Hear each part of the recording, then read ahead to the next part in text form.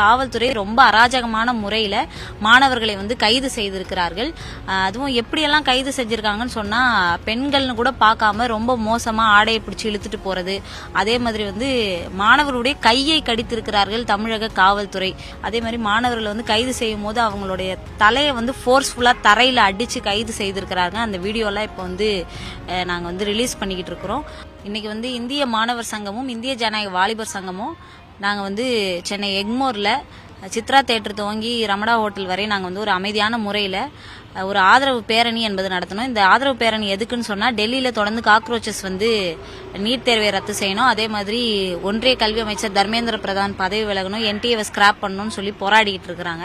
அவங்கள அங்கே போலீஸ் ரொம்ப மோசமாக கையாண்டிருக்கிறத நம்ம வந்து பார்த்துருக்குறோம். அதற்கு ஆதரவாக அந்த போலீஸ் புரூட்டாலிட்டியை கண்டித்து நாங்கள் நடத்தின இந்த பேரணியில் வந்து காவல்துறை ரொம்ப அராஜகமான முறையில் மாணவர்களை வந்து கைது செய்திருக்கிறார்கள். அதுவும் எப்படியெல்லாம் கைது செஞ்சிருக்காங்கன்னு சொன்னால், பெண்கள்னு கூட பார்க்காம ரொம்ப மோசமாக ஆடையை பிடிச்சி இழுத்துட்டு போறது, அதே மாதிரி வந்து மாணவர்களுடைய கையை கடித்திருக்கிறார்கள் தமிழக காவல்துறை. இதெல்லாம் வந்து எப்படி நம்ம பார்க்க வேண்டியிருக்கு அப்படின்றதே ரொம்ப வருத்தத்துக்குரிய ஒரு விஷயமா தான் இருக்குது.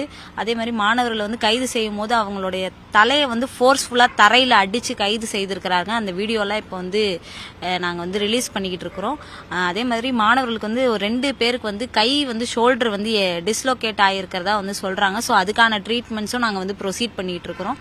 இப்படி வந்து தமிழ்நாடு போலீஸ் ஏன் இன்னைக்கு வந்து நீட் தேர்வுக்கு எதிராக போராடக்கூடிய மாணவர்களை இவ்வளோ மோசமாக கையாளுது அப்படின்ற ஒரு கேள்வியை தான் நாங்கள் முன்வைக்கிறோம். ஸோ காவல்துறையினுடைய இந்த அடக்குமுறைகளுக்கெல்லாம் பயந்து எங்களுடைய போராட்டங்களை நாங்கள் மாணவர்களும் இளைஞர்களும் ஒருபோதும் பின்வாங்க போறது கிடையாது. நாங்கள் அடுத்தடுத்து தொடர்ச்சியா நாளை கல்வி நிலையங்கள் தொடர்ந்து, அதே மாதிரி தமிழ்நாட்டில் இருக்கக்கூடிய 40 மாவட்டங்களிலும் எங்களுடைய போராட்டங்களை நாங்கள் அடுத்த கட்டமாக தொடர்ந்து நடத்துறதுக்கு முடிவு செய்திருக்கிறோம். அதையும் நாங்கள் தொடர்ந்து நடத்துவோம். பிளே ஸ்டோர் மற்றும் ஆப் ஸ்டோரில் இருந்து பாலிமர் செயலியை QR கோடு மூலம் பதிவிறக்கம் செய்யுங்கள். செய்திகளை உடனுக்குடன் பெறுங்கள்.